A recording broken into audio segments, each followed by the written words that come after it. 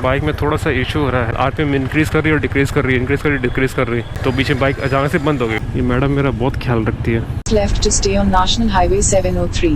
Madam left लूंगा ना तो जाऊंगा गड्ढे में। आई हेट दैट, लेकिन क्या करे, it's a part of riding. वो पता नहीं कहाँ से जाके टायर में फंस गया, चेन के साथ पूरा रगड़ खा गया, चेन पूरी साफ कर दी उसने, लुब्रिकेशन भी धो दिया।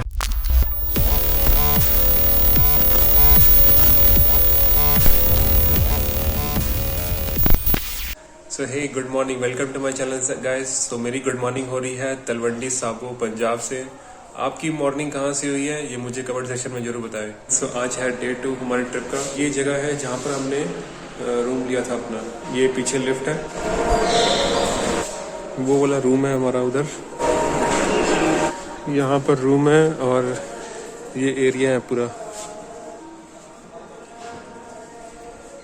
तो काफी बड़ा एरिया है ये। और ये सामने गुरुद्वारा है, तो काफी बड़ा रूम है। ये डबल बेड है, इधर बेसिन है, यहाँ पर भी एक मिरर लगा हुआ है, वॉशरूम, एसी भी लगा हुआ है इसमें। अब पीछे साइड ये बालकोनी है। तो 700 रुपये का पड़ा है रूम, और अभी हम गुरुद्वारा जाने वाले हैं, तो फिर मिलता हूँ आपसे।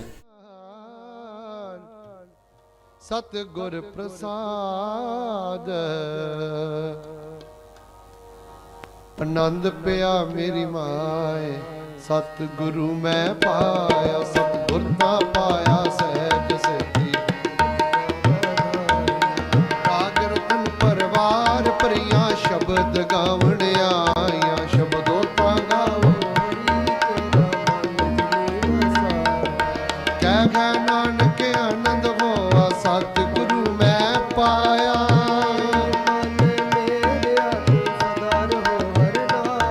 हर नाल रहो तू मन मेरे, दुख सब विसारना।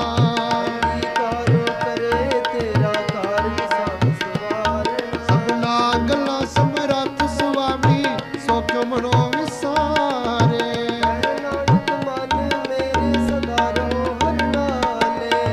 साचे साहिबा क्या नहीं करते रे,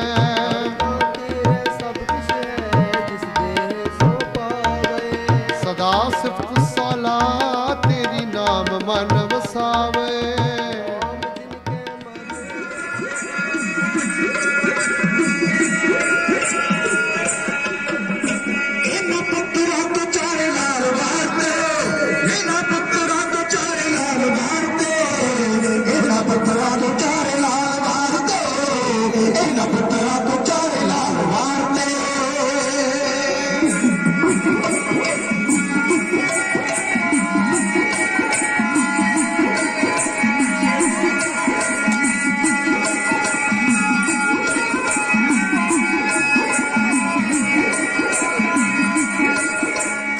तैयारी हो चुकी है, अभी करीबन 10:30 हो रहे हैं। तैयारी हमारी हो चुकी है, सारा सामान पैक हो चुका है, तो अभी निकलने के लिए रेडी है। तो अभी हम लोग यहाँ से निकलते हैं, तो करीबन वही 7-8 घंटे लगेंगे पहुँचने में। देखते हैं दिल्ली कब तक पहुँच सकते हैं। अभी हम मिलते हैं सीधा रोड पर। ये मैं ट्रिप में अभी कैरी करता हूँ, इसी से मैंने लूप किया। अभी इसके अंदर मैंने गेयर ऑयल भरा हुआ है, काफ़ी मतलब सही है। इसमें ये बना हुआ है कैप वगैरह, तो ऑयल गिरता नहीं है बाहर।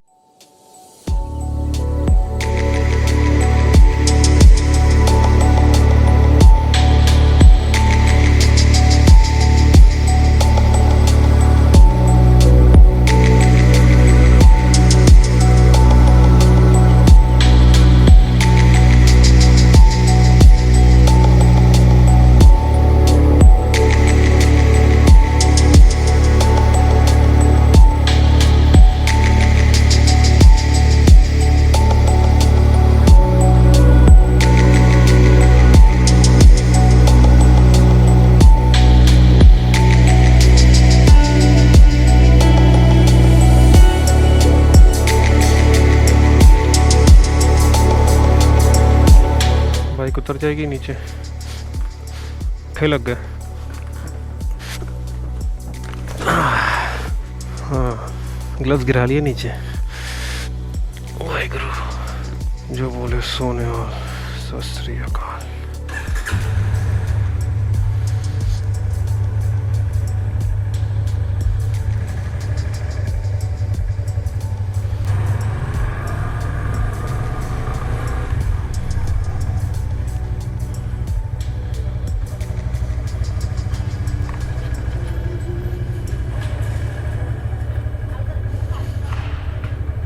अभी मैं थोड़ी देर बाद बात करता हूँ क्योंकि अभी मुझे थोड़ा सा कंसंट्रेट करने की ज़रूरत है रोड पर। बाइक में थोड़ा सा इशू हो रहा है। सुबह मैंने बाइक निकाली, पहले तो ठीक चल रही थी, बाद में मैंने नोटिस किया कि जब मैं इसे थ्रोटल खोल रहा हूँ तो बाइक अपने आप ही मतलब एक्सेलेरेटर बढ़ा रही है, आरपीएम इंक्रीज़ कर रही है और डिक्रीज़ कर रही है, इंक्रीज़ कर रही है डिक्रीज़ कर रही है। पता नहीं ऐसा क्यों हो रहा था। बाद में वो ठीक तो हो गया, लेकिन अभी निकलने से पहले जस्ट मैंने बाइक स्टार्ट करी और थोड़ा सा मैंने एक्सेलेरेटर देके चेक करने के लिए कोशिश करी तो बीच में बाइक अचानक से बंद हो गई ठप से। और फिर मैं सेल्फ दे रहा हूँ, स्टार्ट ही नहीं हो रही, मतलब काफ़ी सेल्फ देने के बाद फिर स्टार्ट हुई। और पता नहीं एक्चुअली दिक्कत है क्या। तो दिमाग में थोड़ी सी ये चीज़ बैठ गई है कि मतलब बाइक सही भी है कि नहीं। तो चलने को तो भी सही चल रही है। वो बीच में थोड़ा सा हुआ था, वो पता नहीं क्यों हुआ था, कि वो पानी की वजह से हुआ, मॉइस्चर की वजह से, पता नहीं। पहली बार ऐसा मैंने कुछ नोटिस किया है। मॉइस्चर या ह्यूमिडिटी के साथ तो होना नहीं चाहिए क्योंकि यहाँ पे तो है नहीं इतनी। जहाँ पे मैंने पार करी थी अंडरग्राउंड ओस तो बिल्कुल थी ही नहीं। अगर फॉग होता भी है तो नहीं होती है दिक्कत, क्योंकि दिल्ली में कितना फॉग पड़ता है। मैंने फॉग में बहुत चलाई है बाइक, आज तक कभी ऐसा हुआ नहीं। आज ही बस वैसा कुछ हुआ है। अब पता नहीं उसका एक्चुअली में कारण क्या था, पता नहीं। अब वो प्रॉब्लम ऐसी है कि प्रॉब्लम कोई भी हो, प्रॉब्लम जब परमानेंट हो गई तब पता चलता है प्रॉब्लम के बारे में। अब प्रॉब्लम परमानेंट नहीं है तो उसको फाइंड आउट भी कैसे करेंगे। एक्सपीरियंस्ड कोई है वो होगा मैकेनिक तो वो बता देगा। अब लोकल मैकेनिक तो हाथ ही नहीं लगाएगा इसको, बोलेगा इसको क्या ही देखूँ, FI इंजन है। इशू तो FI का ही है और कोई इशू नहीं है इसमें। कार्बोरेटर बहुत सिंपल होता है, बहुत ही ज़्यादा सिंपल, इसलिए उसको कोई भी लोकल मैकेनिक ठीक कर सकता है। लेकिन मीटर है 295 में, कल 285 किलोमीटर हमने चलाई थी।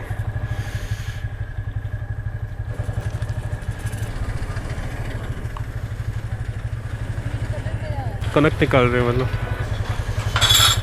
अभी हम लोग रॉन्ग साइड मार रहे हैं क्योंकि हम लोगों ने गलत टर्न ले लिया। एक्चुअली बीच में रास्ता बंद किया हुआ था तो वहाँ से जब निकले तो वहाँ से ये देखो यहाँ से निकले थे हम, तो यहाँ से मैंने लेफ़्ट ले लिया जबकि जाना उस साइड था। यहाँ से रॉन्ग साइड मार के जाना था, राइट लेकर के लेफ़्ट जाना था।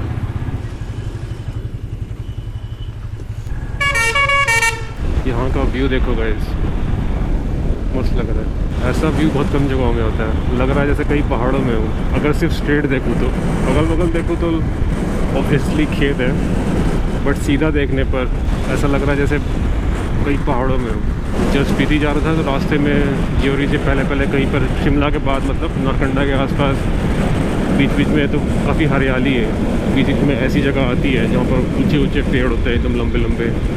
ठीक वैसा ही लग रहा है यहाँ पे, मतलब थोड़ी सी फीलिंग आ रही है उस चीज़ की।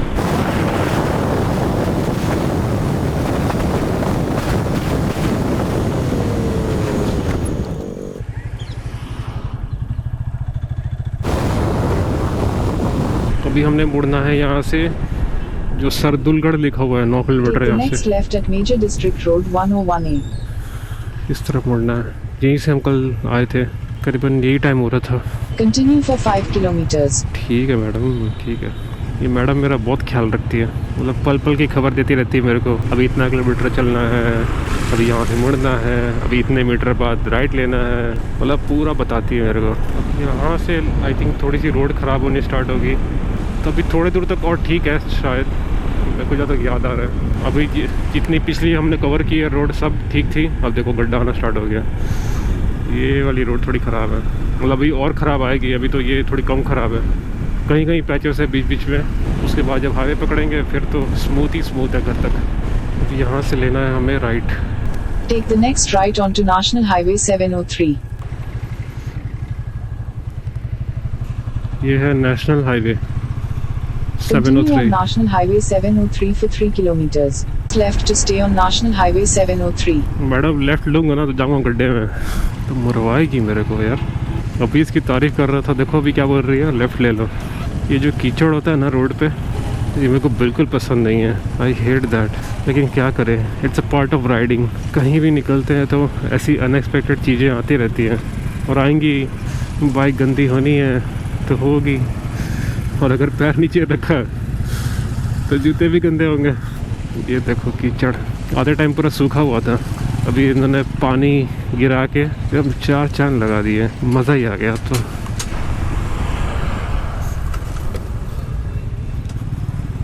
क्या बात है इनको। Take the next right onto Chura Bazaar Road. Right नहीं लेना है यार, कहाँ बाजार में घुसाएगी मेरे को। In 500 meters, turn left onto Chilling Center Road. Take the next left onto Chilling Center Road. Left? कौन सा लेफ्ट है मैडम? ये वाला लेफ्ट? लेफ्ट है। Continue for 5 kilometers. सीधा भी जा सकते हैं। कहाँ सीधा चल रहे हैं? कहाँ घुसवाएगी ये?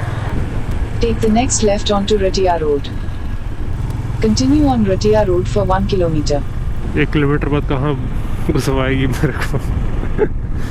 Take the next right at Chilling Center Road. अब मैप ने कितने घुसाता है? कहाँ गया मफलर? वाइफ का मफलर उड़ गया,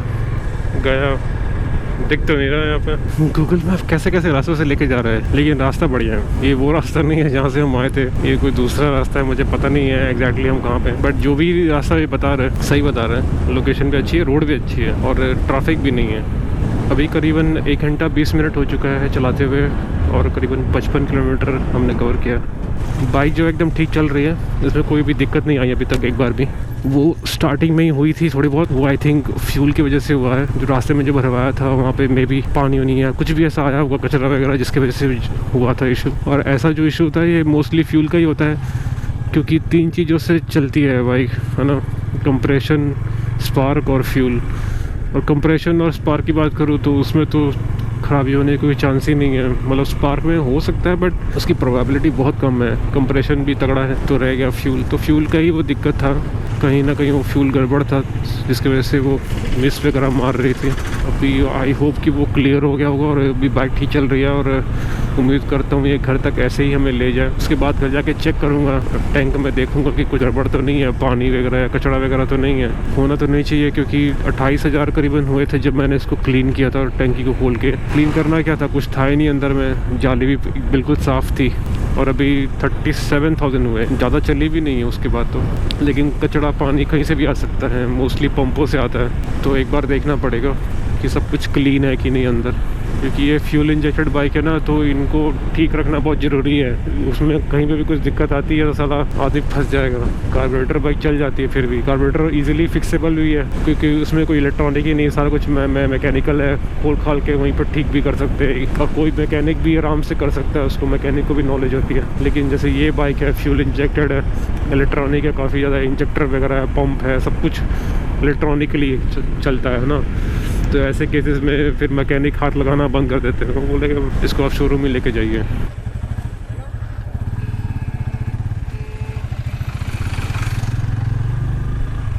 हॉर्न तो मेरा बज ही नहीं रहा, कर रहा है, इसको भी एडजस्ट करना पड़ेगा। अच्छा हाँ, राइट था। क्या करते हो गुरुपाल, तुम भी बेवकूफ़ों जैसे काम करते हो। राइट बोल भी रही है लेकिन लेफ्ट जा रहे हैं। Hunspur Road for 10 kilometers. बस फतेहाबाद पहुंचने वाले थोड़ी देर में। फतेहाबाद 2 किलोमीटर है यहाँ से।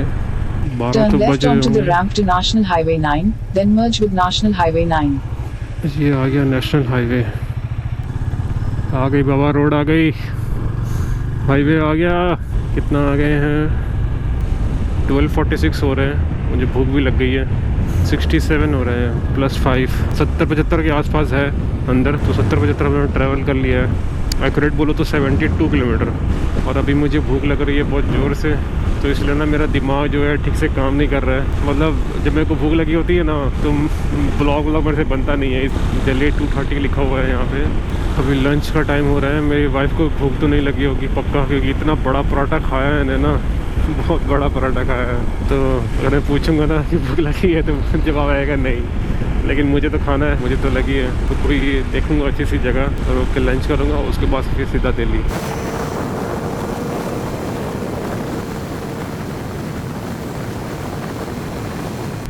रोड के बीचों बीच कुत्ता, साला कोई भरोसा नहीं है कब आ जाए सामने। आ गई गाड़ी ऊपर, पूरी डैमेज। ये क्या, कहाँ घुस गए हम? गलत तो नहीं गए? इधर टूटा खड़ा पूरा। कुछ खाना है? नहीं, भूख नहीं लगी? 2 बजे रुकांगा, 2 बजे। भूख तो लगी है लेकिन मैं सोच रहा हूँ 2 बजे के आसपास रोकूँ, ताकि क्या होगा कि बीच का हिसाब किताब हो जाएगा। क्योंकि 7 घंटे का रास्ता है ना, तो 3 से 4 घंटे चला लेंगे और बाकी के 3 से 4 घंटे फिर लगातार चलाएँगे। अगर आप लोगों ने मेरा पहले वाला ब्लॉग नहीं देखा है तो ज़रूर देखें, उसमें बहुत सारी मैंने बातें शेयर की हैं और ये पार्ट 2 देखने का तभी मज़ा आएगा। मैंने आपको पीछे ब्लॉग में ये नहीं बताया कि मैंने मतलब क्या क्या चेंजेस किए हैं, न्यू चेंजेस किए हैं। तो कई चेंजेस किए हैं, मैं अभी डिटेल में तो मैं नहीं जा रहा हूँ, बट मोटा मोटा आपको बता देता हूँ कि जैसे अभी आप सुन रहे होंगे GPS की वॉइस आप सुन रहे होंगे क्लियर कट, ये पहले नहीं हुआ करता था। ये अभी इसलिए हुआ है क्योंकि मैंने एक ट्रिक मतलब अपनाई है, और मैं क्या कर रहा हूँ कि जो इंटरकॉम की जो वॉइस है उसको मैं GoPro के अंदर फीड कर रहा हूँ और GoPro उसको रिकॉर्ड कर रहा है। जब GoPro 3 हुआ करता था, 3, 4, उस वक्त एक फ़ीचर हुआ करता था, सीना के साथ उसका कनेक्शन होता था, जिससे सीना की जो आवाज़ है, इंटरकॉम की आवाज़ है, वो रिकॉर्ड हो पाए GoPro में। लेकिन बाद में GoPro ने वो चीज़ हटा दी, उसका जो था, जो कनेक्शन था वो ब्लूटूथ के साथ कनेक्ट होता था, तो वो जो फीचर ही हटा दिया। तो अभी जितने भी GoPro आते हैं वो कोई भी इंटरकॉम के साथ कनेक्ट नहीं होता, और इंटरकॉम की आवाज़ अगर GoPro में आ जाए, मतलब आप लोगों को भी सुनाई दे कि हम जैसे क्या बात कर रहे हैं किसी दूसरे राइडर से, या इवन फ़ोन में ही या GPS में भी हम जो सुन रहे हैं एक्चुअली हम वही अगर आप भी सुन पाओ तो एक्सपीरियंस तो बेटर होगा ना। तो यही चीज़ मैं बहुत टाइम से करने की सोच रहा था, बट हो नहीं पा रहा था। उसके 2 तरीके थे एक्चुअली। GoPro के अंदर माइक भी लगता है, माइक तो खैर लगता है, ये सबको पता है। एक दूसरा इनपुट भी है जिसको कहते हैं line in input. Line in input में माइक नहीं चलता है। लाइन इन में मतलब लाइन लेवल जो सिग्नल होता है, जैसे कोई ऑडियो आउटपुट होता है प्रॉपर, उसमें थोड़ा सा हाई वोल्टेज होता है। माइक का जो वोल्टेज होता है बहुत ही कुछ ही मिली वोल्ट्स में होता है, लेकिन जो लाइन लेवल सिग्नल होता है, जो स्पीकर लेवल जो सिग्नल होता है, उसके वोल्टेज काफ़ी हाई होते हैं माइक से। तो जो स्पीकर में हमें सुनाई देता है वो लाइन लेवल वोल्टेज है, थोड़ा हाई वोल्टेज है, और माइक्रोफोन का वोल्टेज बहुत कम है। तो डायरेक्ट अगर GoPro के अंदर मैं फीड करूँगा लाइन वाले जैक के थ्रू, मतलब माइक्रोफोन वाले जैक के थ्रू, तो आवाज़ फट जाती है उसमें। तो अभी चैलेंज ये था कि एक तो माइक है और दूसरी तरफ लाइन इन लेवल सिग्नल है, 2 अलग अलग लेवल के सिग्नल हैं, उन दोनों को आपस में मर्ज करना है। अब मर्ज करें कैसे? या तो लाइन वाले सिग्नल को ड्रॉप कर दो, इतना ड्रॉप कर दो कि वो माइक के लेवल में आ जाए, या माइक वाले लेवल को इतना बूस्ट कर दो कि वो लाइन इन लेवल के में आ जाए। और अगर माइक्रोफोन के लेवल को बूस्ट करते हैं तो उसके लिए एम्पलीफिकेशन चाहिए होगा, एम्पलीफायर कोई सर्किट चाहिए होगा जिसमें बैटरी भी लगेगी, तब वो बूस्ट होगा। फिर GoPro जो है लाइन इन लेवल में मोड में काम करेगा, वो थोड़ा कॉम्प्लिकेटेड था। लेकिन दूसरा जो आसान तरीका था जिसमें किसी भी तरह की एम्पलीफिकेशन की ज़रूरत नहीं थी, कोई बैटरी की ज़रूरत नहीं थी, और वो था लाइन इन को माइक्रोफोन के लेवल में लेकर के आना। तो ये चीज़ मैंने पहले भी ट्राई करी है। एक सर्किट होता है, बनता है, जिससे वो वोल्टेज ड्रॉप हो जाता है, काफ़ी किया जा सकता है। तो वो काम नहीं कर रहा था ठीक से, लेकिन अब मैंने फिर से उस चीज़ को ट्राई करा, एक नया सर्किट बिल्ड करा छोटा सा, जो उस वोल्टेज को ड्रॉप करता है। और मैंने क्या करा है कि जैसे हर कैमरे के अंदर जो इनपुट लेवल होता है वो 2 होते हैं, एक लेफ़्ट राइट दोनों होते हैं। तो मैंने लेफ़्ट में माइक्रोफोन को कनेक्ट किया है और राइट वाले में जो इंटरकॉम की आवाज़ है उसको कनेक्ट किया है। यानी दोनों को आपस में मर्ज नहीं करा है, दोनों के दोनों GoPro के अंदर ही जा रहे हैं, लेकिन दोनों अलग अलग सिग्नल में जा रहे हैं। लेफ़्ट में माइक और राइट में अपना इंटरकॉम। इसका क्या बेनिफिट है कि जब मैं चाहूँ इंटरकॉम की आवाज़ को, मतलब मेरे ऊपर है कि उसको मैं डालना चाहता हूँ कि नहीं डालना चाहता हूँ, मेरे माइक के साथ मर्ज ना हो जाए। मर्ज होने से क्या है कि मामला ख़राब हो सकता है। अलग अलग रहने से क्या है कि मेरे को वो बेनिफिट है, मेरे पास चॉइस है कि उसको मैं मर्ज करना चाहता हूँ कि नहीं। जब मैं स्पीति गया था तो उस वक्त भी इंटरकॉम की आवाज़ आपको सुनाई दे रही होगी, वीडियोज़ में थी वो, लेकिन वो सिस्टम अलग था पता। उसमें मैंने 2 माइक लगाए थे, एक माइक जो मुँह के सामने होता ही है, और दूसरा माइक मैंने लगाया था स्पीकर के सामने, तो माइक्रोफोन के थ्रू आवाज़ रिकॉर्ड हो रही थी। तो वो उतना मतलब बेस्ट सिस्टम नहीं है। उसमें क्या है कि दोनों आवाज़ में आपस में मर्ज हो जाती है, और साथ ही साथ जो इनपुट जो सिग्नल आता है स्पीकर से वो कम आता है, मतलब कम सुनाई देता है। उस वॉल्यूम को मैं बूस्ट नहीं कर सकता। लेकिन अब जो सिस्टम मैंने बनाया है उसमें दोनों चैनल अलग अलग है, तो मैं इंडिविजुअल चैनल को मैं अपने हिसाब से मोल्ड कर सकता हूँ, उसको बूस्ट कर सकता हूँ, हटा सकता हूँ, सब कुछ कर सकता हूँ। तो काफ़ी ज़्यादा कंट्रोल है मेरे पास अभी, और आवाज़ भी सुपर क्लियर है। तो डायरेक्ट जो है स्पीकर से निकल के इंटरकॉम में जा रही है, GoPro में जा रही है। और उसके बाद एक बहुत बड़ा चैलेंज था, मतलब ट्रिप के दौरान जो है कैमरों को यूज़ करना अलग अलग शॉट्स लेने के लिए। तो जैसे ये एक कैमरा है, ये मेन कैमरा है, ठीक है ना, एक ये कैमरा हो गया, ये 2 कैमरे हैं, ये अपनी जगह लगे हुए हैं, अपना ऑपरेट हो जाते हैं। और जैसे एक कैमरा मैं अगर यूज़ करता हूँ, इसको नहीं यूज़ करता हूँ, तो सिर्फ एक ही फुटेज रहती है, ठीक है ना। लेकिन अगर 2 कैमरे होते हैं हो जाते हैं तो थोड़ा सा बढ़िया लगता है देखने में।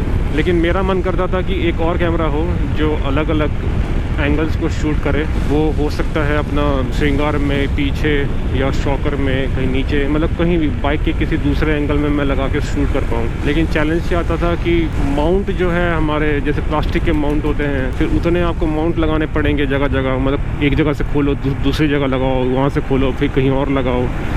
तो वो स्विच करना बहुत बड़ा चैलेंज था एक। और प्लास्टिक का माउंट है प्लास्टिक का माउंट साला कब टूट जाए कोई भरोसा नहीं, और कैमरा आपका गुम हो जाए पता नहीं चलेगा। ऐसा हुए हैं कैसे लोगों के साथ, जब उनका गोप्रो उखड़ गया, मतलब वो माउंट ही उखड़ गया 3M वाला माउंट। तो मेरे को एक ऐसा सिस्टम चाहिए था जहाँ से मैं इजीली माउंट कर पाऊँ कैमरे को और इजीली स्विच भी कर पाऊँ, मुझे ज़्यादा परेशानी ना, और मेरा माउंट जो है वहाँ फंसा ना रह जाए। जैसे कोई माउंट को अगर माउंट कर देता हूँ कहीं पर भी बाइक में, तो वहाँ लगा रह जाता है, फिर उसको निकालना पड़ता है, लगाओ निकालो, तो वो बहुत पंगा है। तो मैंने क्या किया कि जगह जगह पत्तियाँ लगाई हैं, एक पीछे लगाई है, एक नीचे लगाई है, एक इधर लगाई है शॉकर में, एक इसके लिए भी बनाई थी टैंक के लिए, और एक यहाँ भी लगाई थी साइड में इस जगह पर। और इसका जो व्यू है मतलब काफ़ी मस्त व्यूज़ आ रहे हैं। जैसे कि जो पीछे स्विंग आर्म वाला है उसमें पीछे का व्यू आता है, जिसमें हम रोड देख सकते हैं अच्छी तरीके से, या नीचे का टायर भी देख सकते हैं, टायर का एक्शन देख सकते हैं। जो शॉकर वाला है एक अलग व्यू देता है, सामने वाले टायर का व्यू देता है। और एक इंजन के नीचे है पत्ती, उसमें हम 2 व्यू ले सकते हैं, एक फ्रंट का भी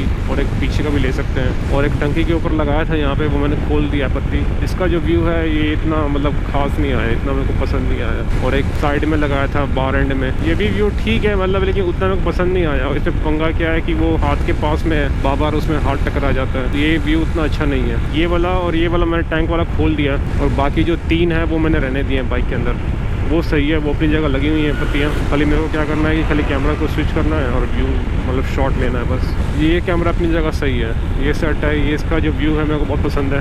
हाइट भी अच्छी है और व्यू भी मतलब अच्छा आ जाता है। इसमें क्या है कि पीछे का व्यू भी अच्छा आ जाता है, इधर का सारा मतलब अच्छा एक्शन आता है दिखने को। अगर सामने लगाता हूँ, अगर विंडशील्ड में लगाता हूँ या हैंडल बार में लगाता हूँ तो काफ़ी नीचे हो जाता है वो व्यू, वो मतलब उतना अच्छा नहीं दिखता है। इसमें क्या है कि ज़्यादा एक्शन दिखाई देता है, मतलब मैं तो दिखाई देता ही हूँ, पिलियन भी दिखाई देता है और अगल बगल की गाड़ियाँ, रोड सब दिखाई देता है। Take the next right toward National Highway 9, then turn left onto National Highway 9.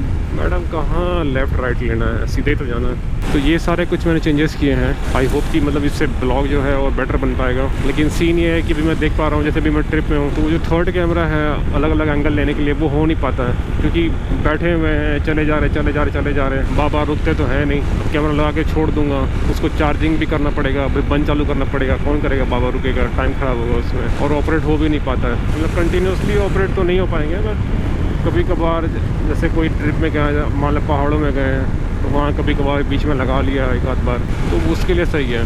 Delhi यहाँ पे बता रहा है 182 किलोमीटर, अभी 1:25 हो रहे हैं, टोटल चल गई है 416 किलोमीटर। आज का नहीं भाई, कल का मिला के। तो 416 में अगर 295 अगर हटा दें मतलब 300 ही पकड़ लो तो 116 हुए किलोमीटर, 5 और मिला के 120 हुए। 11 बजे चले थे, 1:25 हो रहे हैं, 2.5 घंटे हो चुके हैं। यहाँ से ये लेफ़्ट चला जाता है चंडीगढ़ की तरफ। भाई धीरे धीरे, कई लोग ऐसे स्पीड से आते हैं ना, लगता है जैसे कि आके सामने मारेगा, हालांकि मारेगा तो नहीं, बट लगता तो ऐसे ही है, पता नहीं उसको जल्दी है कि क्या है। तो ऐसा धीरे आना चाहिए, बाकी दुख ना हो दिल, हालांकि दुख हुआ नहीं, बता रहा हूँ मतलब ऐसे। ट्रक के पीछे लिखा है साउंड हॉर्न। अभी जस्ट पीछे क्रॉसिंग आई थी, वहाँ पे बस वाला थोड़ा सा जल्दी में आ गया था सामने। ऐसा कोई क्लोज कॉल नहीं था, मतलब काफ़ी गैप था, इजीली मतलब काफ़ी अच्छा खासा रिस्पांस टाइम था। मैंने स्लो कर ली बाइक, लेकिन मतलब मेरे दिमाग में एक थॉट आया है कि मतलब मुझे ऐसा लगता है, हो सकता है कि मैं गलत हूँ, कि ट्रक वाले और कार वाले ना ये बाइक वाले को थोड़ा सा हल्का में ले लेते हैं। ये सोचते हैं यार बाइक ही तो है, वो आराम से ब्रेक मार देगी, बट उनको नहीं पता होता है कि मतलब जो बाइकर होता है, जैसे वो लोकलेट जो होते हैं उनकी स्पीड तो ज़्यादा होती नहीं है, हल्की बाइक्स होती है, स्कूटी वाला या कोई स्प्लेंडर वाला, वो तो फट से स्लो कर लेंगे, उनमें कोई दिक्कत नहीं होती है। लेकिन जैसे हम जैसे बाइकर होते हैं, बाइक हैवी होती है, हैवी सीसी है, स्पीड भी अच्छी खासी होती है, तो साथ में लगेज भी होता है, तो वो हमें भी वो ऐसे ही ले लेते होंगे, शायद ट्रीट कर लेते होंगे, या इतना ध्यान नहीं देते होंगे कि एक बाइकर आ रहा है। तो ऐसे में क्या है कि हमें थोड़ा सा ध्यान में रखना पड़ता है और संभाल के ब्रेक मारनी पड़ती है, जबकि बाइकों वाले को बहुत रिस्क होता है। कार वाला फिर भी बच जाएगा। कार वाले में क्या है कि थोड़ा बहुत टक्कर में तो वो गिरेगा तो है नहीं, ज़्यादा से ज़्यादा क्या होगा, बॉडी डैमेज होगी, और मेजर इम्पैक्ट में हो सकता लग जाए, लेकिन हल्के फुल्के टक्कर में तो नहीं गिरेगा वो। लेकिन बाइक वाला क्या है कि हल्के टक्कर में भी वो गिर जाता है। पड़ा हुआ आराम से। बताओ, हम दूसरों को बोलते हैं रॉन्ग साइड मार रहे हैं और मैं खुद मार रहा हूँ।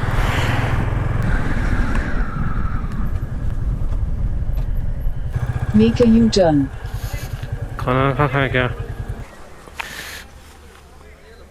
ट्रक से नीचे उतर रही। क्या स्टाइल है। तो 2:06 हो रहे हैं। टोटल चली है 165।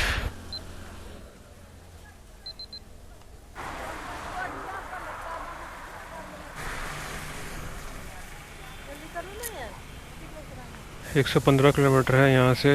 2 घंटे का टाइम दिखा रहा है। 3 बज गए। 55 मिनट यहाँ पे स्पेंड किया। मतलब हमने लिया था शाही पनीर, मैडम ने लिया था नान और मैंने रोटियाँ। मेरे को रोटियाँ पसंद है, नान वान मेरे को नहीं पसंद। अब पेट पूजा हो गई है। अब बस सीधा 2 घंटे सीधा दिल्ली। चले फिर। चेन को भी लीव कर दिया, पता क्यों? वो देखो जो नीचे पड़े हुए ना ज़मीन में, पता नहीं दिखाई दिया कि नहीं। वो जो पहना हुआ था जो गुम हो गया था, वो पता नहीं कहाँ से जाके टायर में फंस गया। Continue on National Highway 9 for 44 kilometers. Chain के साथ पूरा रगड़ खा गया। चेन पूरी साफ़ कर दी उसने, लुब्रिकेशन भी धो दिया उसने। और उसके पूरे सूते वगैरह जो थे इधर उधर फंस गए। व्हील में अंदर में जो बेरिंग होता है उसके वहाँ घूम गए। सारा मैंने निकाला वहाँ से बाहर और चेन को भी ल्यूब किया। तो अभी 3 बज रहे हैं, तो 5 सवा 5 तक हम पहुँच जाएंगे दिल्ली।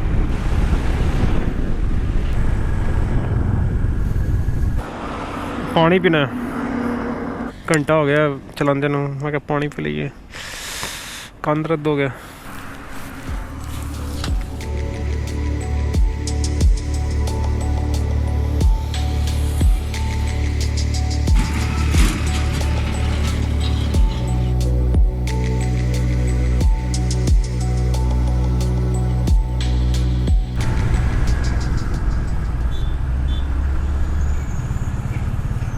देखा तो सही कितना बाकी है। 13 किलोमीटर हो रहा है, 27 मिनट दिखा रहा है।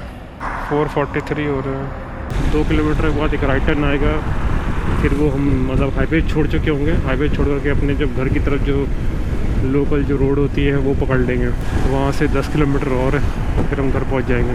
4:45 हो रहे हैं, मतलब वही 5:15 तक घर पे होंगे। Keep left.